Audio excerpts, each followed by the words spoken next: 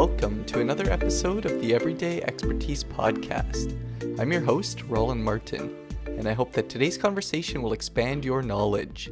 Today I welcome Patrick Schrock to the show. Patrick is my cousin and is currently in his first year at a local community college in the town of Hayward in northern Wisconsin, where he lives.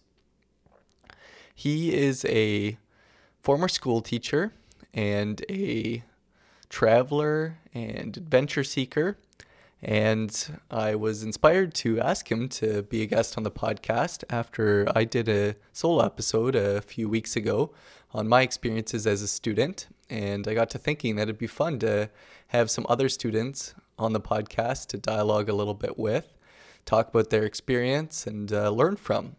And so Patrick agreed to come on the podcast, and it was a lot of fun discussing with him what his experience is like, what he's been learning, what he's learned about himself, what his goals are for the future, and what to do with his schooling. And yeah, we just talked about a lot of interesting things about what he's interested in studying and what he's learned from his studies as well. I had a lot of fun with this conversation, and I hope that you too will enjoy it and learn from his expertise.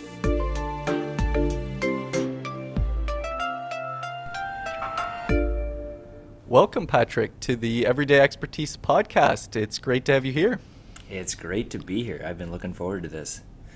Excellent. So tell me, what's keeping you busy at the moment, or what's life looking like for you currently? Yeah, many things are keeping me busy. I am in my first year at community college, close to home here, and I'm working at a Boys and Girls Club, kind of an after-school program. We look out for kids for a couple hours, and then just lots of hanging out with friends, church things. I've been playing goalie with our pickup hockey games on the weekend. Nice. It's been something new that's fun to get into. Okay. I played hockey for a while, just never goalie. Yeah, they needed someone between the posts, and you stepped up, or what? Yeah, pretty much. Just the one guy did it for a while, kind of had some health issues, and I had been back up for a while. And okay. It's a fun challenge. I like it. Yeah, very good. You play hockey, right? I haven't been the last little while, just hasn't been working out with schedules and things like that, but I certainly enjoy it. So it is something that I miss. I do get to play slow pitch softball during the summer, and I'm actually more of a baseball guy than I'm a hockey guy, even though I live in Canada. But yeah, I guess that's just the way it goes. Yeah. On your schooling, is it are you doing that full time, like full loaded classes that you're doing, or how's that been going for you? Yep, full load of credits. Even trying to work ahead a little bit, hopefully get done a little bit ahead of schedule would be nice, but we'll see. So yeah, full load this semester. I actually have classes every single day of the week. It's a community college, so they have classes on Saturdays sometimes too, just to make it easier for people who are trying to get a degree while working. Yeah. So there's plenty of days I only have one class, so it's spread out pretty nice. But yeah.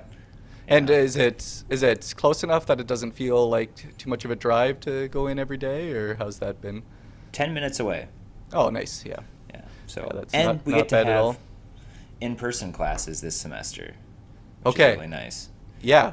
Yeah. So I've been still totally online. We're hoping that by the time the fall rolls around, that we'll be back to classes. We don't know for sure yet. I think we're a little bit more cautious here than at least some places in the States. So that's probably part of it there. But were you online in the fall, or yes. was it some of each, or how did that work? We started with a month of in-person, but then there's a lot of COVID cases, some even in the college and then on the reservation. And then we were shut down from October through the end of the semester. Okay. Yeah, so you had to make that transition, I guess, then in the middle of the semester. Wow. Yeah, so what's the program that you're doing, or what kind of classes are you taking? Yeah. I am in an associate's degree in liberal arts is what I'm working on right now. It's basically just a transfer degree to go to a state university. What I'd like to do, I'm planning on right now, is a bachelor's in teaching history. Okay. Like for middle school, junior high, or high school. Mm-hmm. I enjoy teaching. I enjoy history. It seemed to be a good combination. Nice. And I haven't had to pick out like my specific bachelor's degree yet. Okay. I know that everything's going to transfer, and then Mm-hmm. it's poking around on the website and talking to admissions people. It sounds like it's just a pretty general history degree that I'll be going for. Okay. Yep. And right So now, it's just lots of liberal arts is a pretty catch-all degree. Right. Yeah. I'm like last semester, I had 2 native classes, like Ojibwe culture and Native American history. Mm-hmm. So I kind of felt toward to that. But then just also basic English, algebra, and and this semester I have 2 science classes and some more English and math. And yeah. So it's a various thing. I get to choose more electives later on. So it kind of works that that you'll kind of get focused as you get further into your schooling. You'll, after you have some of these general education class, or what I would call just kind of, like you said, a catch-all or liberal arts, you'll pull that into a more focused degree. Is that kind of how it works? Exactly. Yep. Yeah.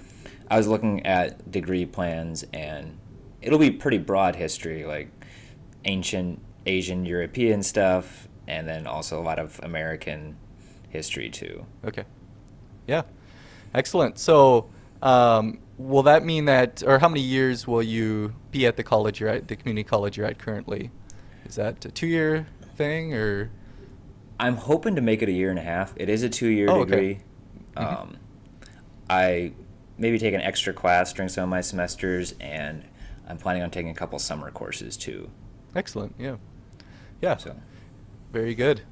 So yeah, we'll get in. I'll have some more questions for you in a little bit for just kind of how you chose, how you chose to go to college, and then maybe how you decided on potentially where your degree will end up and that kind of thing. But maybe just a little more broadly now. You talked about having some days you have 1 class a day, but yeah, just describe for us maybe a typical day, some of the things that you do and keep on your studies and that kind of thing, and then outside of school as well. So yeah, what are your days looking like?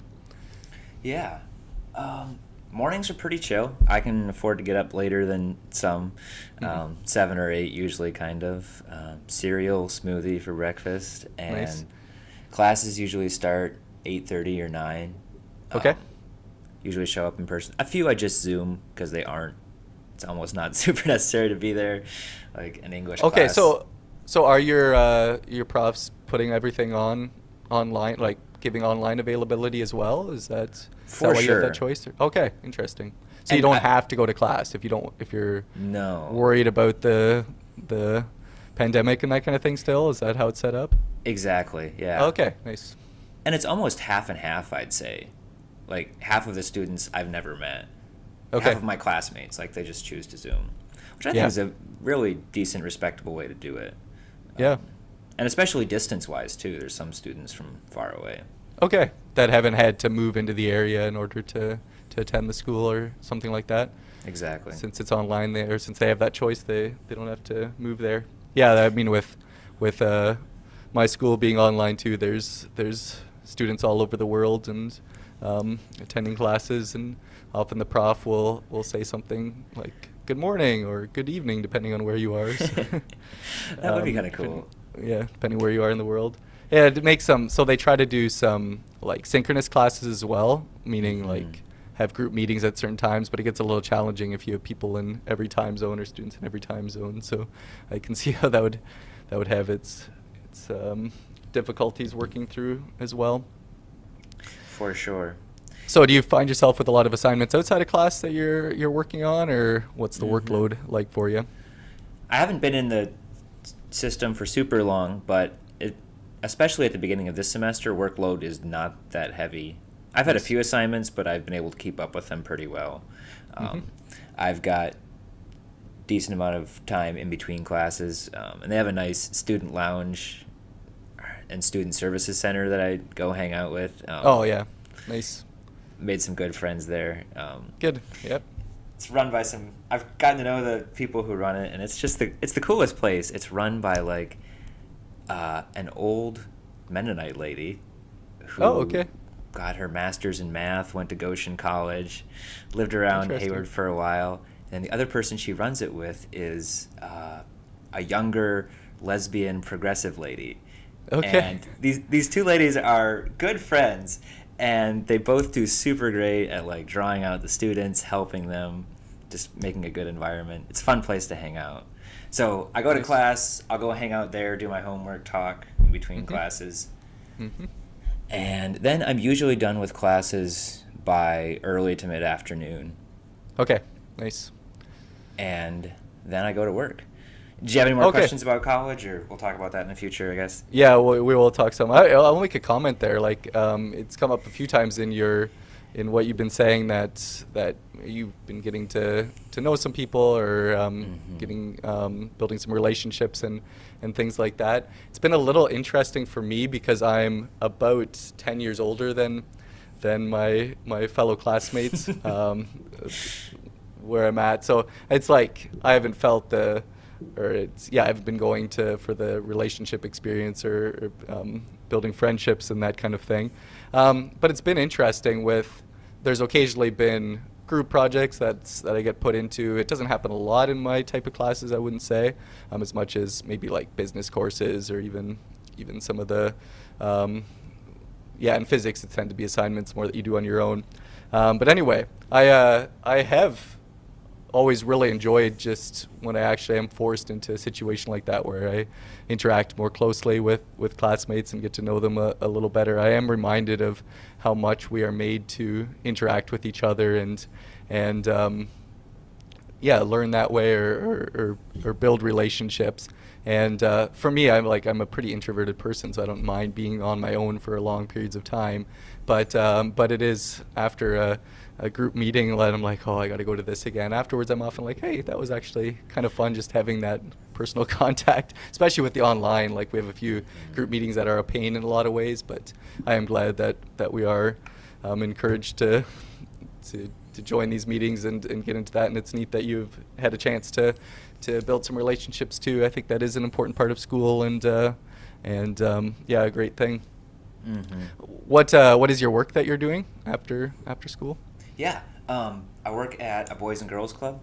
It's a national organization, Boys and Girls Clubs of America, started early 1900s, I think, just to offer a place for children to have good mentors, have fun, and hopefully provide some educational content if we can too. Okay. So it's basically for kids as soon as they get out of school, if their parents are still working or for whatever reason the kids can't go home right away. It's just a place that they'll come. We serve. First thing we usually do every day is serve supper. It's kind of run-of-the-mill cafeteria type food. Yeah. Not too great, but it's good sometimes. And then we usually have a project of some kind. We'd really try to walk the line between like fun and educational, because these are kids who have just gotten out of school all day. Yeah. They're a little bit burned out with classroom content and homework. Yeah. But we don't want to just waste time either. So arts and crafts type things, fun things they can do with their hands. Cahoots, we like doing those. Nice. Yeah. GeoGuessr is a fun game I've gotten into. It's a Google Earth game. It just plants you anywhere randomly in the world. Okay. And you have to like try and figure out where you are. Oh, neat. That's not all the kids like it a ton, but I like it. Yeah. So we played that a couple times. Very nice. What ages are the kids you're working with? Yeah. It's open to any age in school, so we have different groups from first grade up to high school. Okay. Yeah. A lot of the attendance does err towards the younger side, just because high schoolers can look after themselves a bit more if they were at home. Yeah. But I'm with a group. It's a lot of like 5th and 6th graders. Okay. Very nice. Yeah. Is that something you're volunteering, or is it a paid position, or? It is a paid position. It's not great pay. It's not quite like a career thing, but if I want to be in teaching, like, it's really good experience working with children. building connections in the community, and it fits with my school schedule really great. Oh, that's like nice. it's an afternoon, evening job when I have classes in the morning. Is it fellow college students that you're working with, or not necessarily? Yeah, a handful of them. Like I did actually end up. Oh, I see you in two places. Yeah. It's kind of random, but it's not most of them are not in school. Okay. Yeah. And is it something that you needed like training for, special training to get the job, or did you were they willing to work with you and train you on their own? Yeah, they recognized the experience I had teaching at a Mennonite day school. Okay. I think that helped my prospects some, and they do a decent amount of training just as part of your time there. Like, okay. Every few months there'll be a training that all the employees attend together. Yep. Those kind of things. So I've done a couple of those, like mental health first aid was one of the most recent ones we did. There's been a couple others too. Oh yeah, that's excellent. It's great that you have some time and able to work a bit on the side and gain that experience too. Like I'm sure that'll help you out if you continue on to being a teacher, and will look great on a resume too if it's ever needed. So that's For excellent. sure. Yeah, just before we get a little bit into your story, you've been talking about some of the hobbies and interests that you have, but do you have anything else that you want to share? Just a little bit more about you before we move on? I should recommend YouTube history channels. There's so many good ones out there that it's kind of been a hobby of mine, just finding them. Of course, I can't rattle them off the top of my head right now, and I want to, but there's one, Atten Shea Films, I think. He's a guy who was an American. He worked at Gettysburg as a tour guide. Oh, wow. And now he just makes. They're almost comedy, but history videos. He just knows his stuff very well. Yeah. One of his segments is Checkmate Lincolnites, and he dresses up as a Confederate soldier and spews like what is pretty awful garbage for today. Like from the perspective of a Confederate soldier. I see, yeah. But then just rebuts it with a more what has become the much more correct viewpoint of some of those things. And he does really good at using primary documents, like things written by people of the period. And that'll almost be the dialogue. Like reading things, that's great. Letters or journals. He almost can make a dialogue out of them sometimes. And it's fun to watch, too. Nice. So, yeah, YouTube history channels is what I've been into a bit lately. Yeah, that's fantastic. I with talking with Ricky on the episode that just came out yesterday. We were just talking a little bit about YouTube, and I had a long monologue about how neat it is that YouTube's given the opportunity for people with special talents and abilities like this to be able to share their work, and like someone that's a Gettysburg tour guide to be able to share the work with you is just really neat. So that's great that you can take advantage of that, and obviously goes with your interest in history. Yeah, so what inspired me to ask you to join the podcast was I was thinking about myself being a student, and I'm always interested in talking with other students about their experience and kind of compare notes, how things are going for you, and yeah, I thought it'd be interesting to hear a little bit about how you ended up going to college at this point. So yeah, I'm curious to know. So maybe I'll start with this question: what was your idea or your impression of college as a child? So as you were growing up, from your family influence or from other influences in your life, what did you think of college? Yeah. Some of the first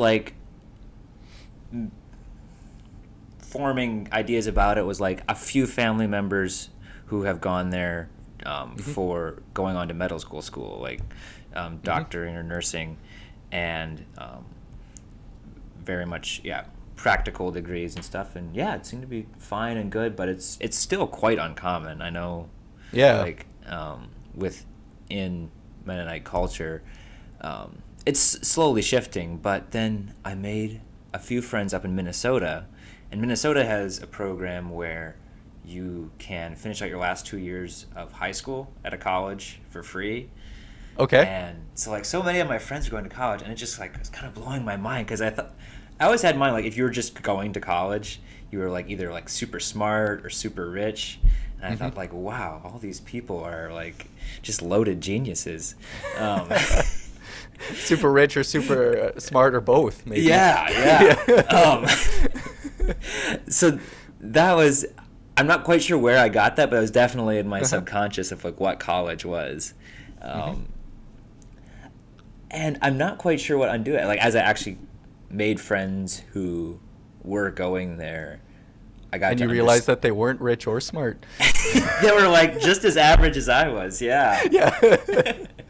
That was it. Kind of like made it a bit more open. And then like teaching myself and just realizing the practical benefits of education for all of us made me see the benefit of it. So had you considered going to college at all before, like when you were a teenager at all? Is that something on your radar, or is it something that's more developed in the last few years for you? More developed in the last few years. I don't think I ever really thought about it as a teenager. I was just kind of the one party to the next kind of person. I wasn't thinking too deliberately. It was only in the last couple of years that I got more deliberate about, like, I need to choose a career, something I like, something that's going to provide for me in the long term. And it's even, as I've, like, looked more into college, and maybe, I'd love to hear your opinion on this a little bit. In some ways, it almost feels like college has been overpromised to a lot of young people, that it will give you all the tools you need to provide for yourself for the rest of your life, and everything will be simple afterwards, finding a job, and that a lot of kids just end up very discouraged and with a lot of debt. So I've almost become a lot more aware of that experience with a lot of people as I got into college. But I feel being able to see that has helped give me I feel like I have good direction, and I feel like I've been able to do it in an economical way too, like with community college, which is pretty cheap. And that's huge. I think there's so many different types of college experiences. Like you can go to a really good college that where the tuition is really expensive, and go through that experience. But there are, like you said, there's community colleges, there's scholarship opportunities, there's, depending where you live or what opportunities you have, there might be grants, or government will help out with some of those things. And like you were talking about with your friends in Minnesota, they obviously had a good program there to get started in college at the end of high school and that kind of thing.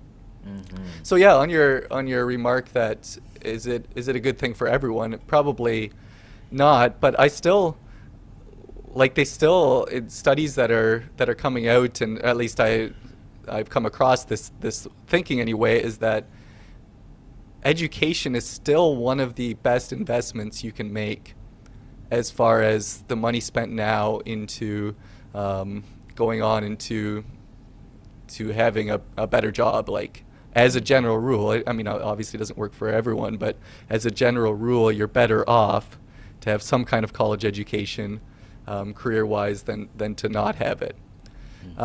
So yeah, from my perspective, I think that what you put into it makes a huge difference.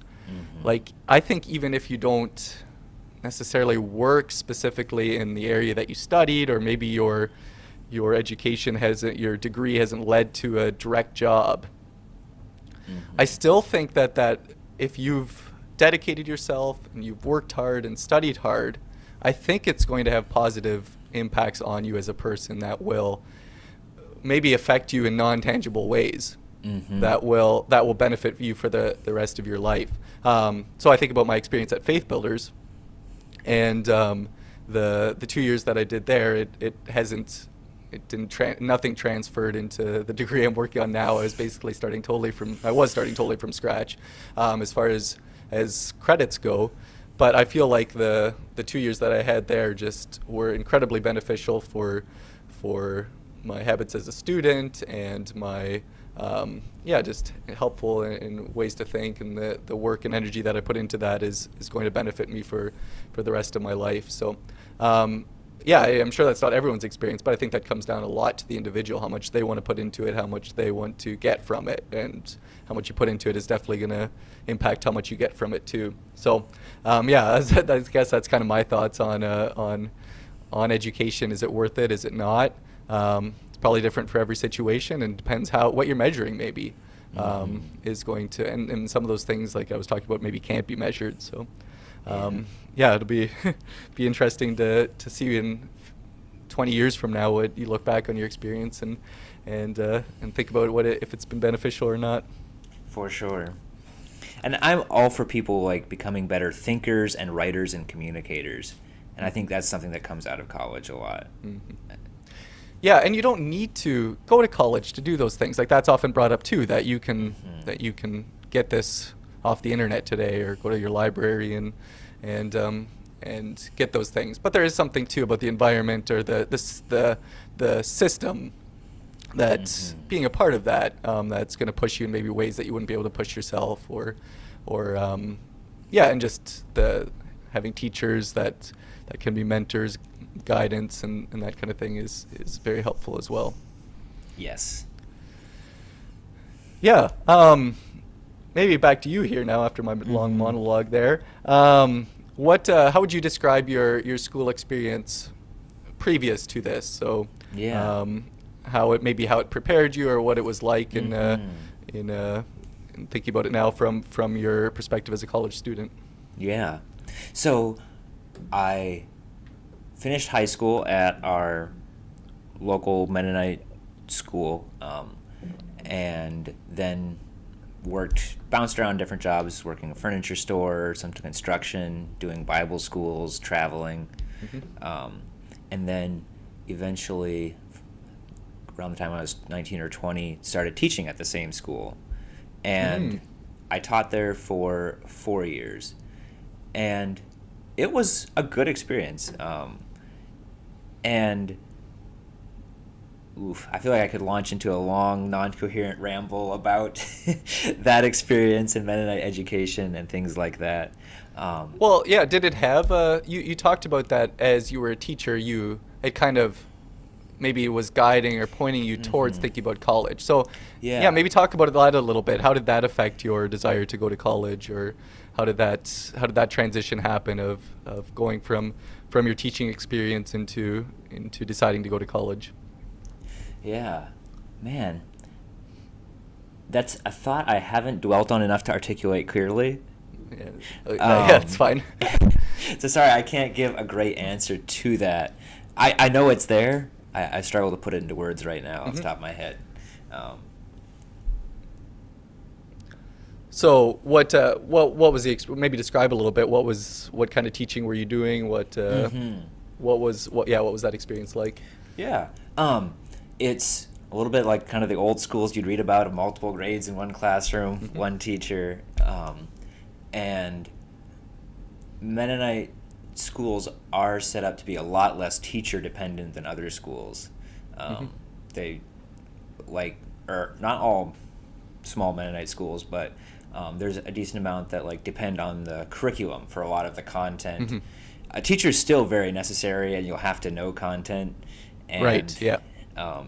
You might end but up that was your experience. You were teaching in more like, I don't know, it's called independent study or that kind of idea, where the students would be all at different places in their work and that kind of thing. Working at their own pace curriculum a lot more. Yeah. And it was good. It was a little bit rough to start out at the beginning. And I did take some training at Faith Builders and stuff, and that was really good. I loved it because I felt like it was really giving me tools, and it was letting me network with other teachers and stuff. And so it was a little bit rough at the beginning, and teaching is so much, the actual content is just such a small percentage of the job. You need to be a really good communicator and good at understanding children and having different ways of delivering content. But then you're also an emotional and relational counselor. You're also a first aid nurse. you're also a bit of a pastor if it's a religious school. Yeah. So there's a lot of different hats you're wearing, Mm-hmm. besides just the content. And I think that's one thing I do like about Mennonite schools. I feel like they do understand that. Like in some ways, the actual content, it settles for mediocre a little bit. Okay. But I feel like there is a larger understanding of we're building a community here, and there's a lot more important than kids having incredible test scores. Good test scores are important, and we're not going to settle if we don't have to. But like we're also training these children to be good parents someday, good employees, good friends. That was something I kept in mind. I'm sure every school is different all across the country. Yeah. So when you talk about it being, I think you said something along the lines of you maybe struggled a little bit or had a tough time kind of figuring it out. Was it more on those, maybe the emotional side of things and that part of being a teacher rather than the content, or what were you thinking of when you were talking about your first experiences with that? Yeah, that was definitely a lot of what made it tough, because I was just a young guy, and then like having to manage disciplines and bad attitudes and motivation. That definitely was a lot of the stress at the beginning. Also, content-wise was too, because even just during the day, you'll face a problem with students helping, and like you want to help them, it's your job to help them, Right. but you struggle to help them, and when you don't know, like, yeah, if you take some time and figure it out, you can help them, but it takes maybe 10 minutes and a decent amount of energy, and you don't always have 10 minutes and a decent amount of energy to give to every problem that comes up in a day. So as I taught, I was able to solve those problems a lot quicker and with less energy. So that really helped. Yeah. And you just have maybe more time and more energy for some of the other things when you aren't, every time that there's a question being asked, you're not having to try to figure out what the answer is or look it up or something like that. Is that what you were finding as well? Exactly, yeah. Yeah. So as you were going on, so you said you taught for 4 years? Yes, yeah. Yeah. Was it just kind of in the last year that you started thinking about going on to college or going back to school yourself, or was it something that was slowly developing throughout those years of teaching, or are you able to kind of identify maybe when you started having that question? Yeah, it mostly came in the last year. During the other years I was teaching, like in the back of my mind, I was like, I should figure out what I should do with my life here. I didn't feel like I was wasting my time. I felt like I was doing something worthwhile. I was growing as a person. I was giving back to the people around me. I had good relationships with parents and school board. It was really great in that regard. But in the back of my mind, it was kind of tough, like also money-wise too. The school I was at paid better than some. It's not great, and it's like right on the edge of like what you could raise a family on or live sustainably on, and you don't want to like squeeze more money out of the people you go to church with. Yeah. That's a tough spot. And I was just talking to some other friends going through school, and it seemed very easily and doable for them. And it was also a thing of I was getting close to burnt out too. Teaching is a profession with a very high burnout rate. And I can totally see why. I'm not always great at self-managing and making margin. I'd always been busy with other things. I really enjoy traveling, seeing friends, and I try to stay really active with just events and things going on locally. And it just, humans have limits, and we need to realize that a lot. So it was a combination of I did want to teach for a while and make it a career, and I knew that like getting a degree was a necessary part of that, and and just to enable me to make more money and give me more options in the future. Like if you're a teacher without a bachelor's degree, you're really limited on the jobs you can get. Right. And a little bit of it was just burnout too. I needed a break. I'm really glad I have that break.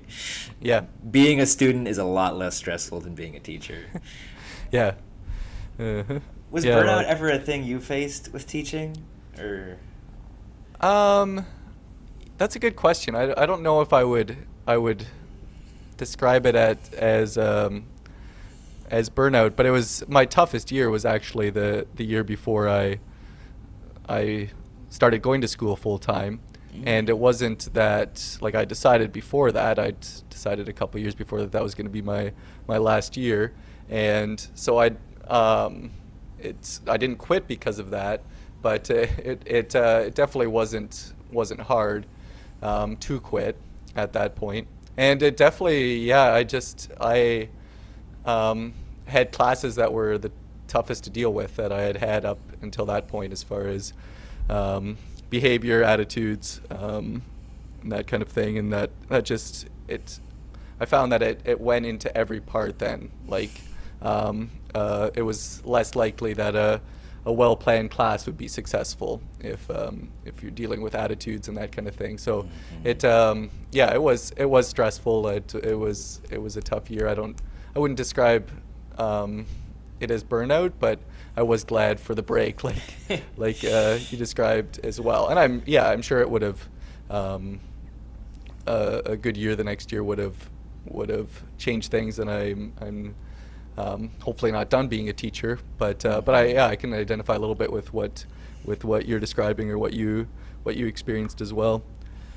So it wasn't that. So just so I'm clear here, it's not that you're giving up on teaching either. Like, you're actually in school here with the goal of teaching. Exactly. Are you thinking in a, I don't know how your system works there exactly, but in a public school, or how would you, or what is your plan at this point? Yeah, I don't have it nailed down super well. I'd be fine with, most likely a public school. Yeah. And I know that would have a lot of stress too, and I feel like hopefully as I mature I can get better at self-managing so I don't get burned out as easy. Yeah, public school would be great. I've been learning a lot about Native culture and things like that. I really enjoy those communities, and don't want to be the white savior barging into their school system at all, but like I enjoy teaching at reservation school, or I know some of the Mennonite schools like run in Reading or York. I've always been interested by too. I'm open to a lot of things. Most likely be a public school, at least for a little bit. We'll see though. Yeah, well, that's great. And you live pretty local to a large indigenous population there. Is that helped influence your interest in that too? For sure. Yeah, only a couple miles away from one here. Yeah. And the college I'm going to is actually a tribal college. Okay.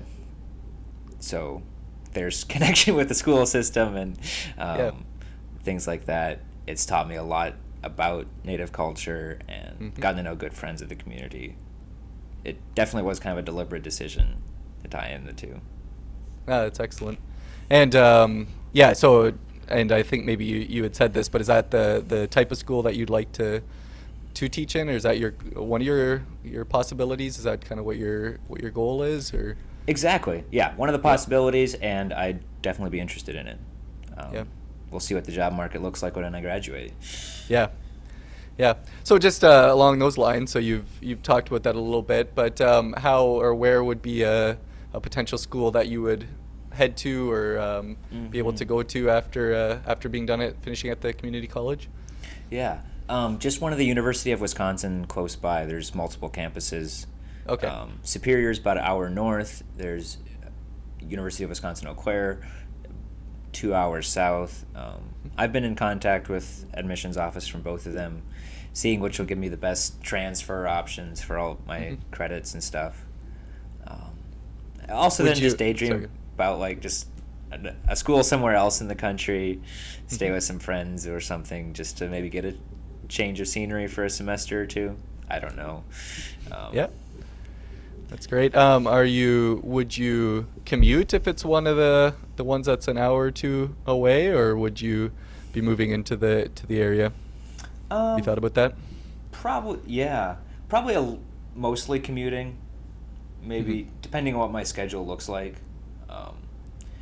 And then there's also the possibility of, with COVID, I think in-person degrees, having a lot of online options will be possible. Right, yeah. And I think like maybe more so even than in the past, before the pandemic. Yeah. Mm-hmm. Yeah, it's quite possible I'd only have to go 2 or 3 days or something. Yeah, that would make commuting exactly. a lot easier. Yeah, that's for sure. Yeah, well, that'd be great. Anything else from your story, or what's led you to this point that you want to share before we get into a few practical things about your experience? One thing, I definitely had this attitude a bit more at the beginning, that like degrees and college and stuff is just a accrediting tool for the elite to gatekeep. You're only allowed past this point if you have a bachelor's degree or master's, things like that. And I still do see it a little bit as that. But at the same time, I am seeing a lot of the practical benefits of it. Okay. And it's kind of a thing of just like titles and labels in general. Just having a bachelor's assigned to your name doesn't make you a smarter, more intelligent person. It makes it harder for you to fake being a person who has good work ethic and study and intelligence. But meaning that you probably wouldn't have gotten there without at least some effort or work. Yeah. You have been somewhat deliberate, at least at one point in your life. What do you say to that? Is it just a gatekeeping thing for the elite, or is it? I would say that it's definitely good to recognize that there are people that are very talented and intelligent and are doing amazing things that have never gone to college or university, and for us to recognize that, and then there are people that have probably wasted their opportunity or have gotten been able to get through. So in other words, maybe a bachelor's degree doesn't actually mean that much, depending on the person. But I go back to what I said earlier, I guess, about the value of education, and I see that if someone has put in the work and the effort, they're probably going to be better off than if they didn't have that college education. So is it always right that there are certain places that require a bachelor's degree to maybe even have a chance at an interview or to get inside the door and an opportunity or something like that? I don't know. Maybe not every opportunity, or maybe not everything needs to be that way. But there's some things that have to be probably too. I don't want my doctor that doesn't have education. At least that's me personally. So there are some things that I think need to be regulated and need someone to demonstrate that they have the capabilities to do the job that they're being told to do. So I'm in university, so I obviously think that there is value to it, or else I wouldn't be doing it. But I can see too that it doesn't always match up to maybe what we expect of it or that kind of thing. Yeah. Did you say where you're at now on it? Like, has your thinking changed from? Yeah, I've definitely realized like a lot how more accessible it is. Like, there's no one, or especially community college. Yep. Some colleges might like only let. It's definitely difficult to get in, but I've learned a lot about how accessible it is, and that's really easy, and how much people are willing to help you within the system. Yep. Like, there's not snooty people trying to push you down. It's a lot of people who actually really want to help you and want to see you succeed, and that's really cool. And I'm so glad you said that, because and what's changed my perspective on that is just actually having the courage to talk to someone and get to know like a prof a little bit, or and just that little bit of personal relationship. You realize how much they have your back, and I'm sure there's a few out there that's not the case, that aren't nice, but for the most part, yeah, they do really want you to succeed, and are very willing to help. And that goes for instructors, that goes for admissions people. Like if you're thinking about getting into like seeing what it takes, maybe like if talking to Mennonites, some of us that have gone to Mennonite schools maybe have a little bit of a tougher time getting into college because of not having certain high school credentials. I know we run into that a little bit here in Ontario and that kind of thing. But yeah, being willing to call up an admissions person and just find out what's it going to take, what's going to be involved in getting accepted, and at least some will be willing to work with you and help you figure that out. So For sure. don't be afraid to give it a try. And one thing I should add in, like the high school diploma I got from our little school is, I don't think it's nationally accredited anywhere, but it was recognized by the college. Oh, neat. And yeah, made me eligible for like the aid and scholarships that come with. That's great. I think they would have let me in even if I didn't have it, but they did recognize it. That's great. Yeah, so just like be honest about what experience you had and what you're coming with, and yeah, you might be surprised at what opportunities are there for you. Mm-hmm. Yeah, getting a little to the practical things. Have you developed here in your first year of college? Are there any things that you found to work well for you as far as study techniques, or ways that you found that you're able to learn well? Yeah. Talking to professors is a good thing. I've had some really nice ones that are generous with their time, and that's been like where a lot of actual education for me is, like just conversations, them taking time to show me things. Like I've had an Ojibwe culture professor, like he took me along just for other things outside of class. I went ice fishing and spearing with him. That was really cool, and like those kind of conversations, just talking with them is when you learn a lot too. Yeah. So being willing to like reach out, just like when you're feeling confused by something, it's definitely one thing that really helps. That's great. What was the question again? I was just like thinking, is there certain things that you've developed as far as study techniques, or yeah, that's great that you brought up the being willing to build a relationship with your professors and that kind of thing. Yeah, even going along with the lectures and that, I'm sure is very helpful. Mm-hmm.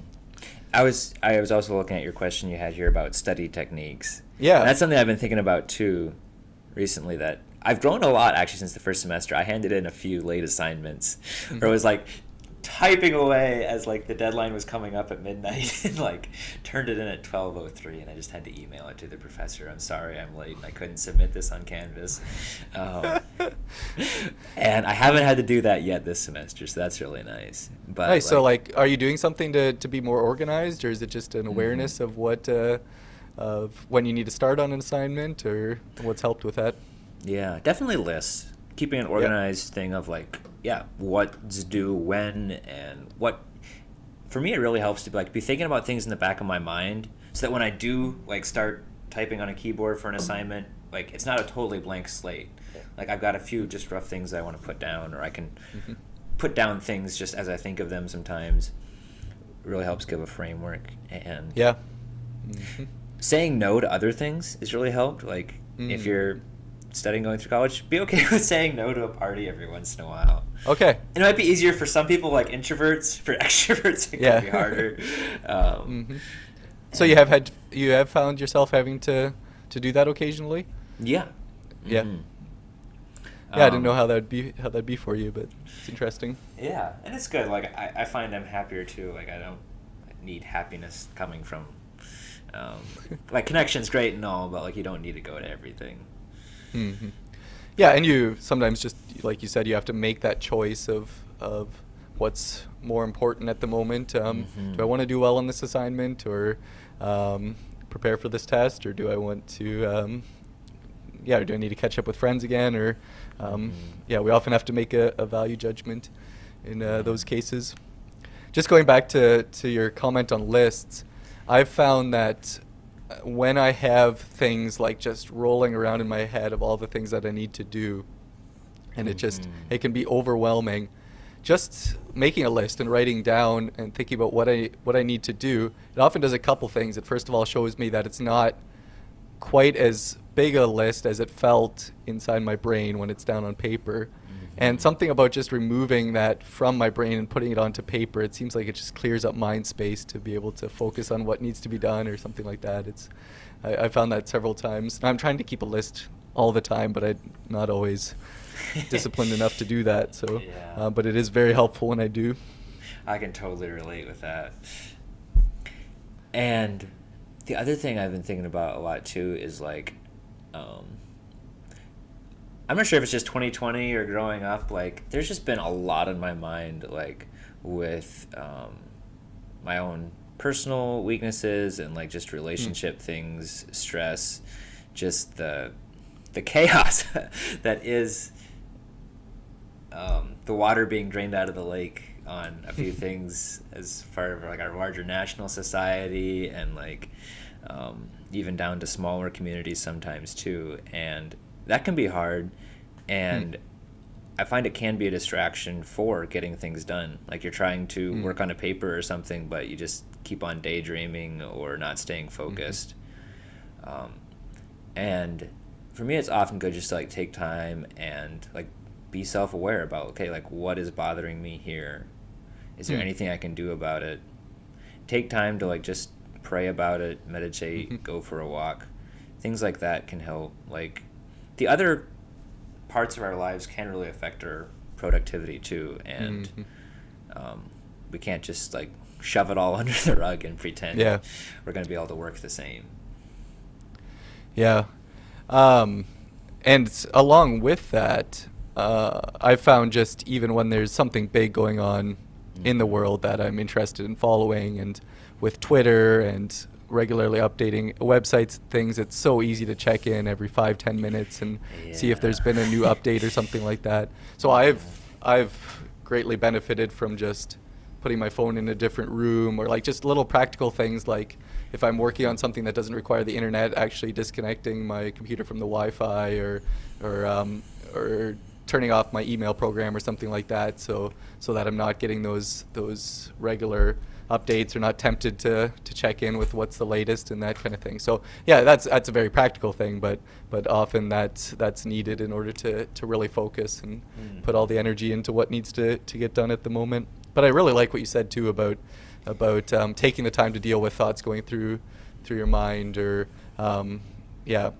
things that you're thinking about, taking it to God, or taking time to deal with that before, so that you're able to concentrate and focus. It's really good.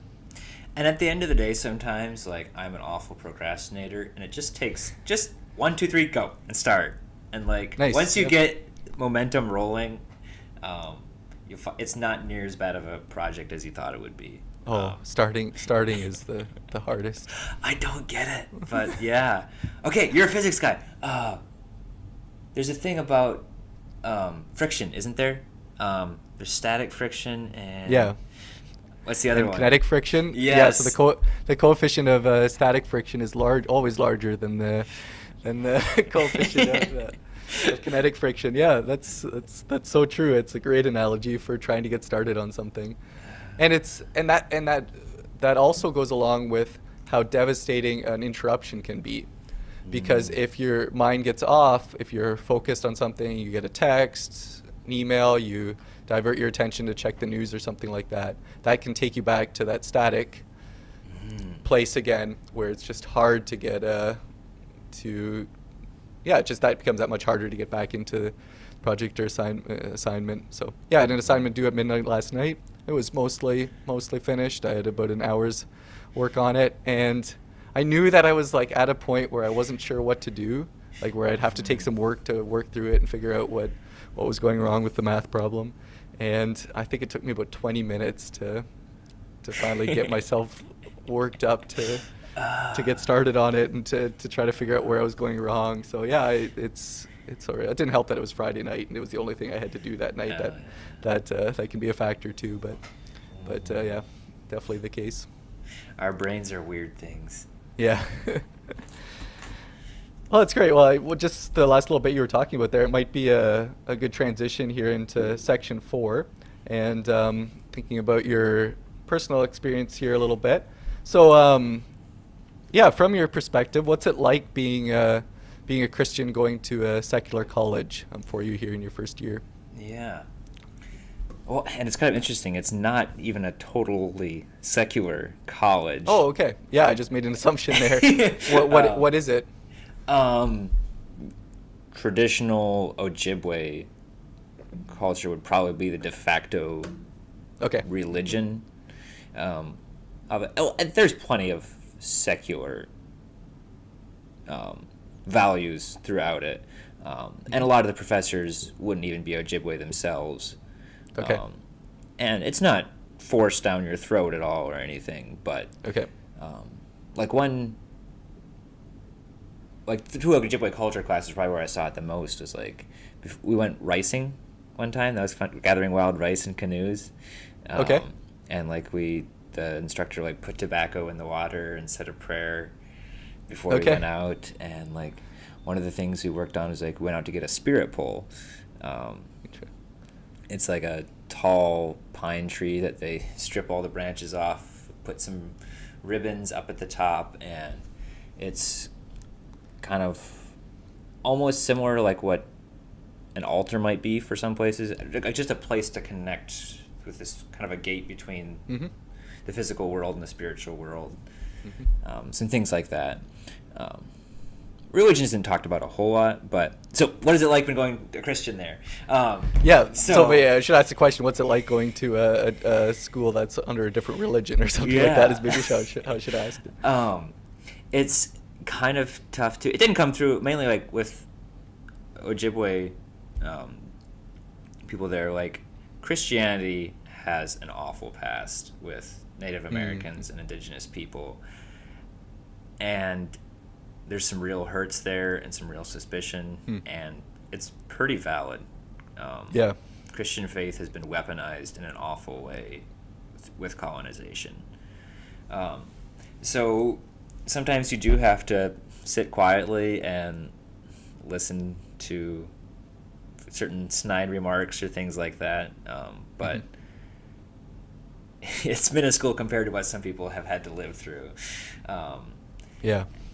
And through time, I think the true Christian faith, not something that's been purported, can be a great thing to share. But it takes time and building relational capital, and just even we can be really tough to put blanket labels on people and not see all the complexity. And imagine what that looks like from a Native perspective. Just Christian, that's a huge blanket label, and I'm sure they realize the complexity of it, but it's not unreasonable for them to assume you're another colonizer when you say you're a Christian. Right. So, and I'm sure there's plenty of Christians you'd rather not identify with as well. So I mean, there's that side of things too. And then as far as secular things, it's not at all God's not dead. Have you watched that movie? What do you mean by that? Or I have, yeah. So what do you mean by that statement? Unpack that statement a little bit.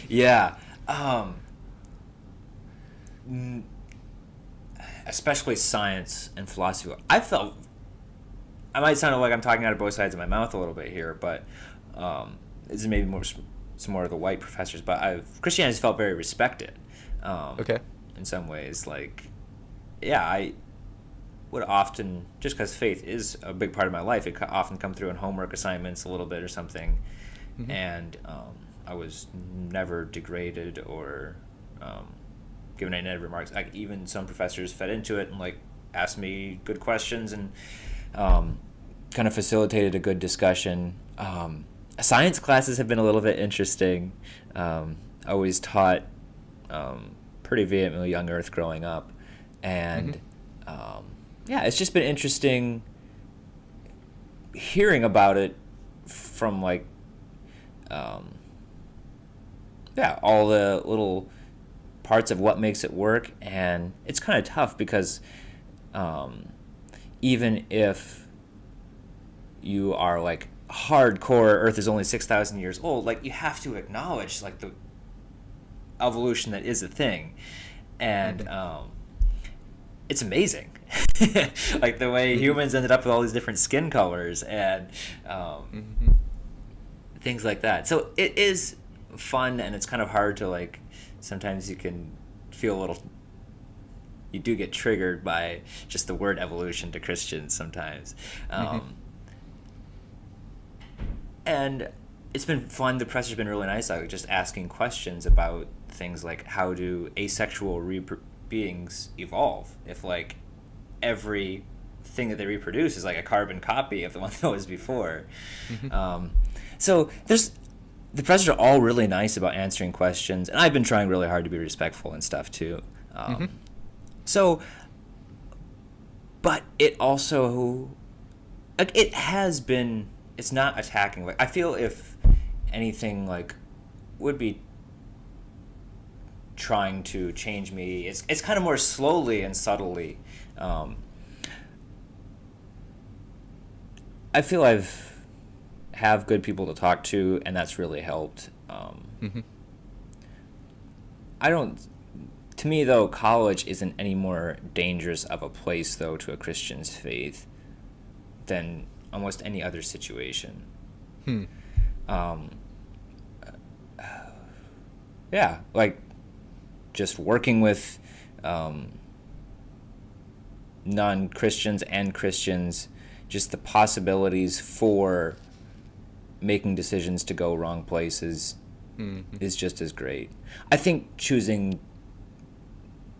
if you would choose to isolate yourself in certain environments, could take you somewhere maybe you wouldn't want to go, but yeah, not as bad as it was hyped with things like God's Not Dead.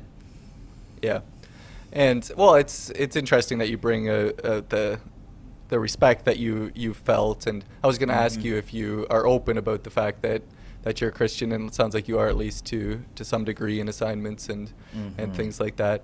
But I'm sure it makes maybe your attitude or level of respect for other ideas, whether it's in your questions or in how you talk about things. I'm sure that has an effect on how people are going to respond to you, and I'm sure the level of militancy is dependent on how much you want to bring to a situation, or you're writing in an assignment or something like that. I'm guessing is definitely the case there. Exactly.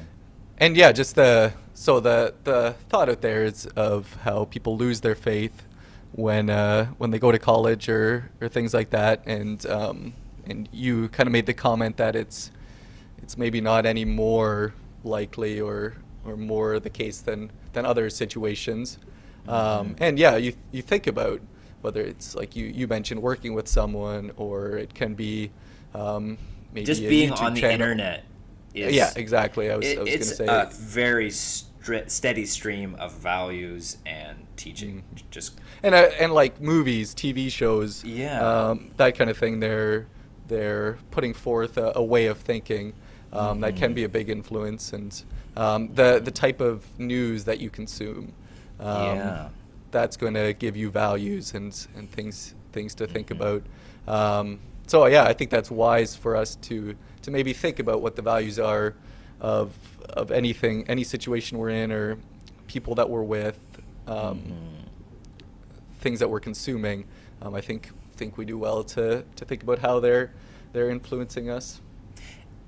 And I think it's helpful to a Christian, because especially someone growing up in like strong Christian culture, we can build negative stereotypes about people outside of our culture. And at least college is a good way to actually get to know those people and you'll love them in a lot more humane, personal, Jesus-like way. You don't see every feminist as just like a radical free bleeder or something. They're honestly just normal people who really care about equality. Some, I'm not going to say that for everyone, but like, yeah, it just gives a lot more human connection with people you can be tempted to other or push away as extreme.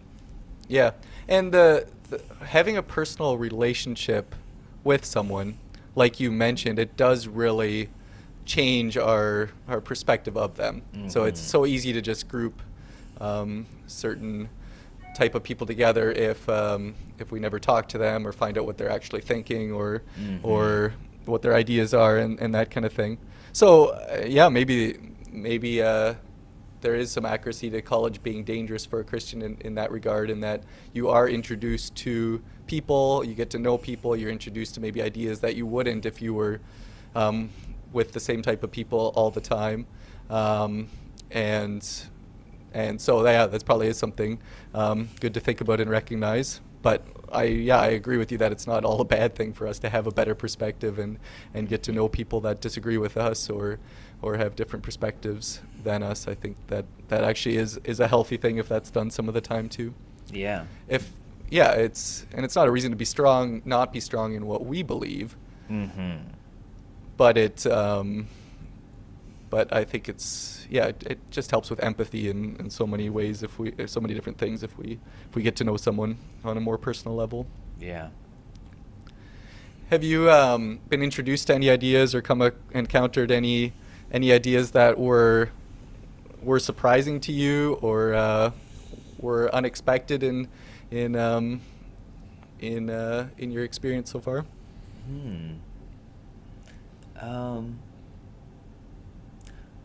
One random thing that kind of surprised me was talking with one professor about Native Americans, and we were talking about Anabaptists too, and he said, he was reading this one book about Native Americans, I think during World War I, and there's a decent amount of natives that serve in the military.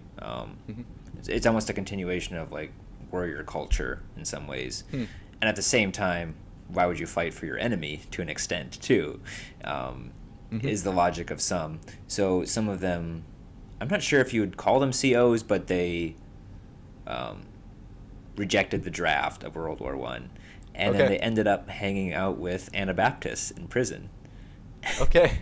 Yeah, because it was still illegal. Like they didn't have a... it was illegal to be a conscientious objector in World War I, right? Yeah. Am I correct in my history there? Yeah. I believe so, yeah. There wasn't any alternative service or anything. Yeah. Any other ideas I wasn't expecting? I'm sure there is. Like, there is. I know. And there's, like, just little nuggets of knowledge and stuff that, like, I didn't know before, too, that I really enjoy. Yeah. Is it like connections? Do you make connections to things that you hadn't thought about before or come alive in new ways? Some professors are a lot better at like connecting things, and I really like that, like seeing how different parts of science or history and philosophy can all connect with each other and stuff. Yeah. One thing that did kind of surprise me in my first semester, for whatever reason, like 2 professors in a row were both using slippery slope arguments in regard to morality, and those of us in church culture, like, we're really familiar with the slippery slope argument. Yeah. I think it's a thing. It can be overused. Anyway, it just kind of really surprised me to, like, be hearing that in college. I'm like, wow, that's a thing here, too? So they were, like you would have called them out on it for, like, you disagreed with them? No. With the approach they were using? Or what were you meaning by the... Or they were just saying that it can lead to this and lead to this and lead to this? Like they're saying, like, if you turn in 1 assignment late, next thing you know, you're turning in 2, and then, hey, you might be dropping out of dropping out of the semester. Things like that. And you were thinking from your... Now I get what you say. You were saying, like, from your perspective, if we give up this traditional thing that we've been doing, then we might give up this, and then we'll stop believing the Bible. Next thing you know, we're in a van down by the river. I don't think I followed that, but That was a bit of a jump, sorry. Yeah, I guess looking kind of still thinking about this, were there ways that you feel that you were really well prepared for the college experience? Is there anything that you can pick out since you've been going almost for a year here now? Yeah. Our family and people around me, I was trained in work ethic pretty well, I feel, and that really helped. Nice. Yeah, it just does take. I'm still a lazy, undisciplined person, I feel like, but I feel like I was given enough tools to, like stay focused, and you just have to get things done. It's so much. I think sometimes we do ourselves a discredit when we say getting good grades or going to school is all about IQ or knowledge or anything like that. It's actually hard work is most of it. You may feel like you're really unintelligent. If you're a hard worker, you're gonna get decent grades. Yeah. So I feel I was prepared pretty well with that too, and I feel like my family and culture, as much as it might have problems sometimes with making negative stereotypes about people out of it, it also was. I feel like I had really good examples to look up to, like getting along with all people well and being peaceable and gentle, and that's really helped at like getting to know people of different cultures. Nice. Yeah. It varies, but yeah, I don't feel like I grew up in a super militant culture towards people who disagree, and that was really nice. Yeah, that's great. Are there any ways that you feel like you've become a better person since starting college? Oof, become a better person. The one thing, like, I feel like I have gotten a bit more tough skin disagreeing with people. Or, like, I don't feel threatened, like, when someone says something that's, like, completely antithetical to what I believe. Like, I don't have to take it as a personal attack on me. I've just gotten more used to that. Nice. Is it partly being able to hold your ideas separate from your identity? Exactly what I was going to try to say there. Yeah. Yeah. And just being more understanding of like that person isn't trying to hurt me. Yeah. That's probably good too, because I mean we can't really totally separate the ways we think or what we believe from who we are. So I like that perspective too, that realizing that just because someone believes something different than me and is willing to say that doesn't mean that they are trying to hurt me in what they're saying. So yeah, it's good. And maybe if they are being militant about this certain opinion or whatever, it's probably because they've been hurt by the inverse of that opinion or something. Yeah. Recognizing that. Yeah, and recognizing that there can be negative consequences to our ways of thinking too if they're used badly, or they can be used. Most good things can be twisted and used for evil, and it probably does us well to acknowledge that there can be a bad side to the things that we believe, or the maybe the culture we're a part of, that kind of thing can have its negatives as well. Exactly. Or has had its negatives, or is having its negatives. Yeah. Yeah, that's great.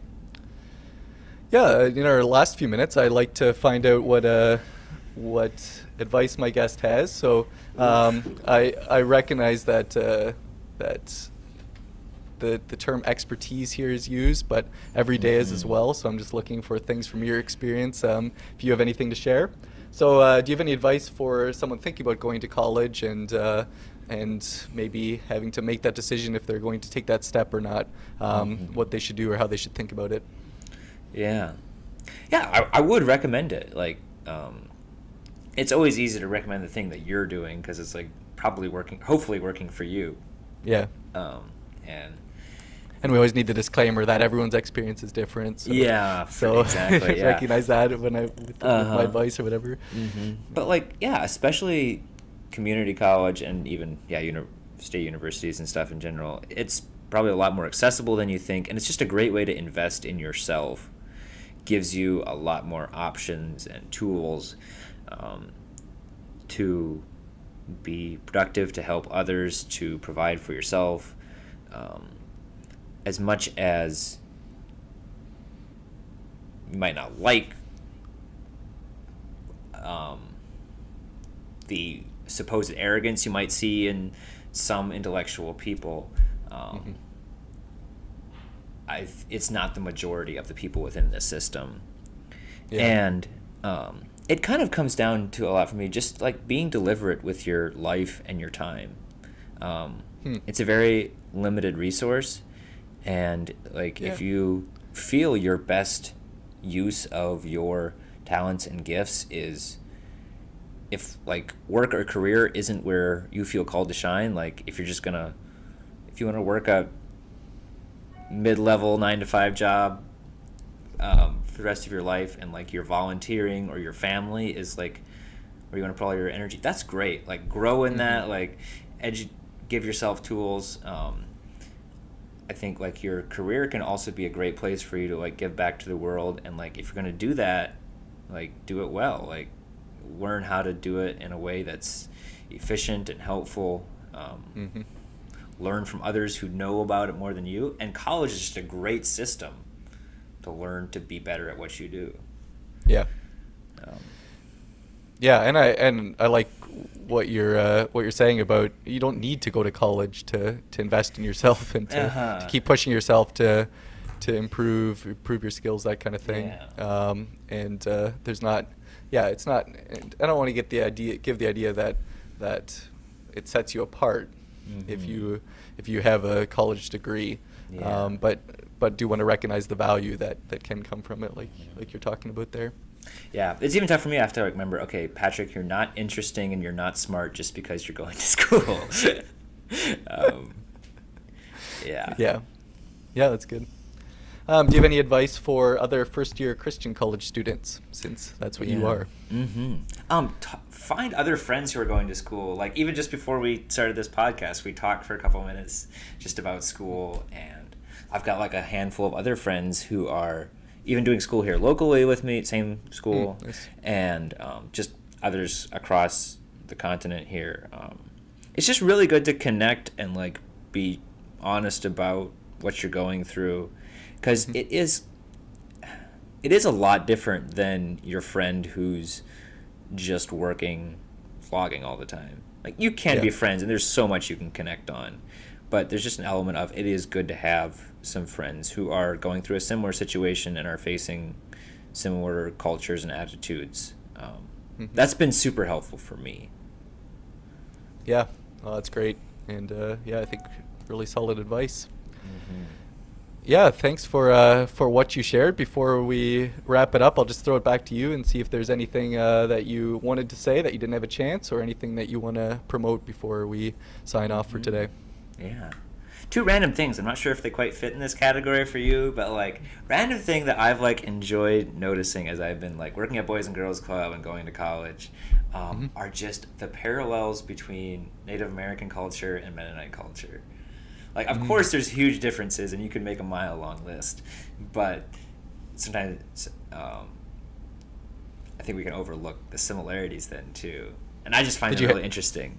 Nice. Did you have any in mind? Yeah. That so you were like, thinking of? okay, just starting on like a shallow level, like some of the jokes and humor are kind of the same. Like I've heard, like some of the I saw an identical meme made for each culture. Like, you know, the carrying chairs is a joke for single guys showing off to girls.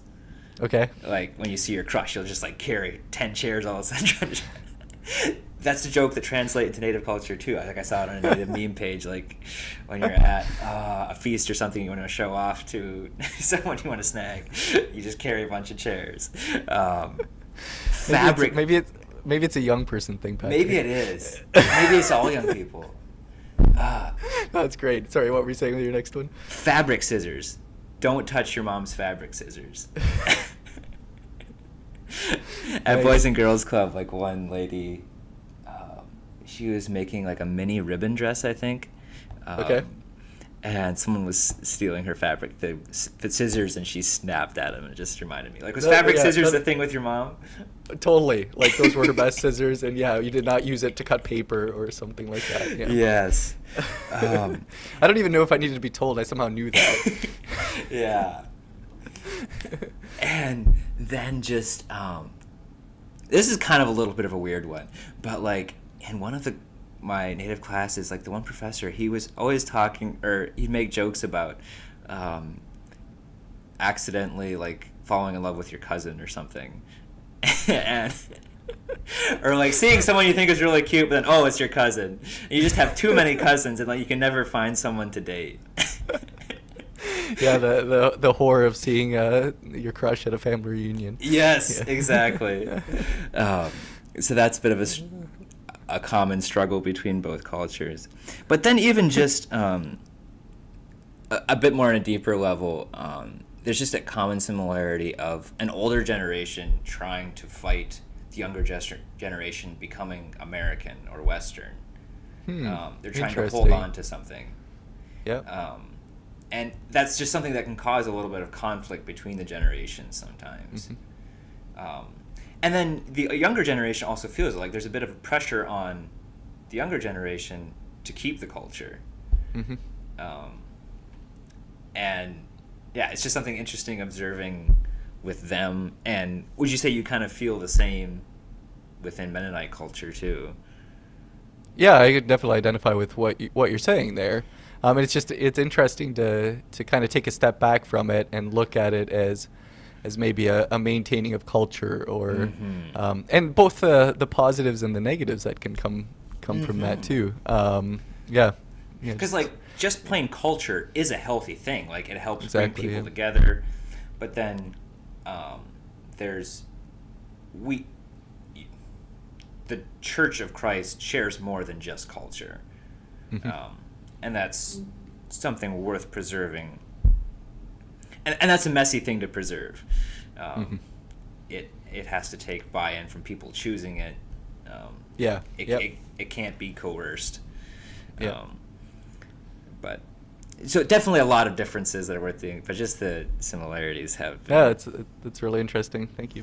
And then one other thing, it also kind of leads into a bunny trail a little bit. So tribes within the United States they deal directly with the federal government.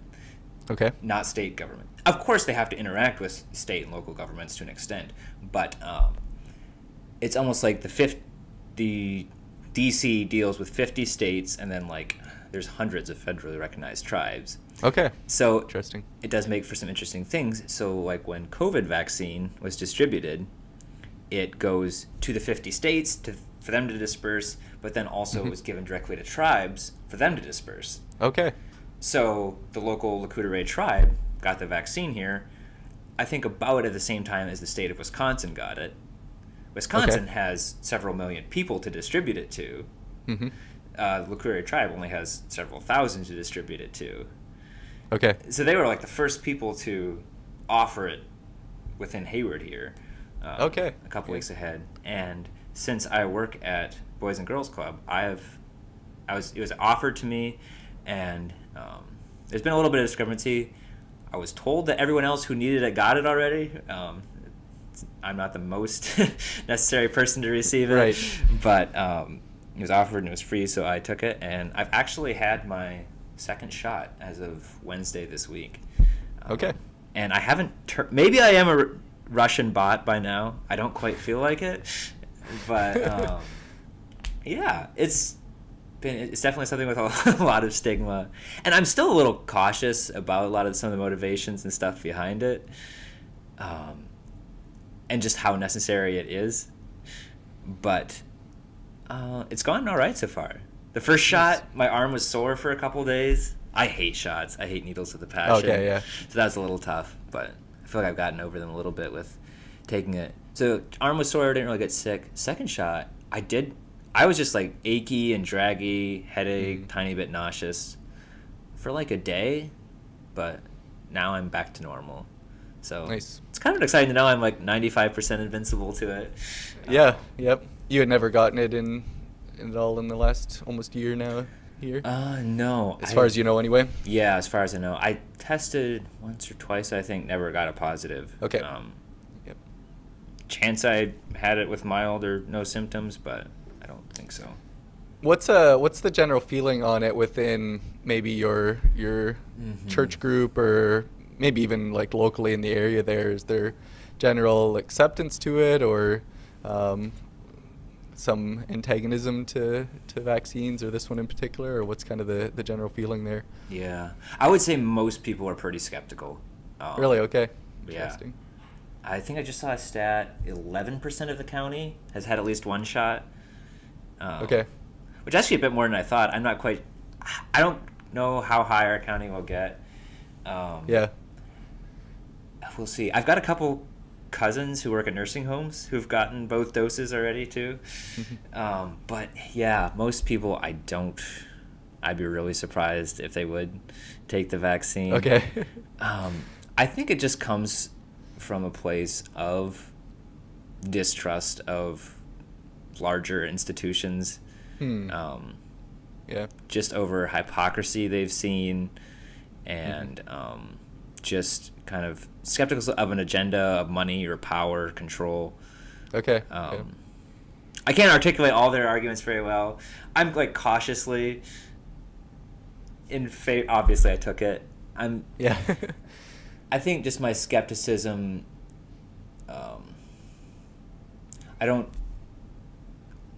I know 400,000 people is awful, and not to be overlooked at all.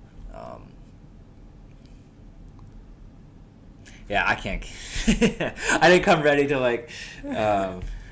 I just had to listen to so many anti-vax conversations, but by smart people, and I want to listen and respect to them too.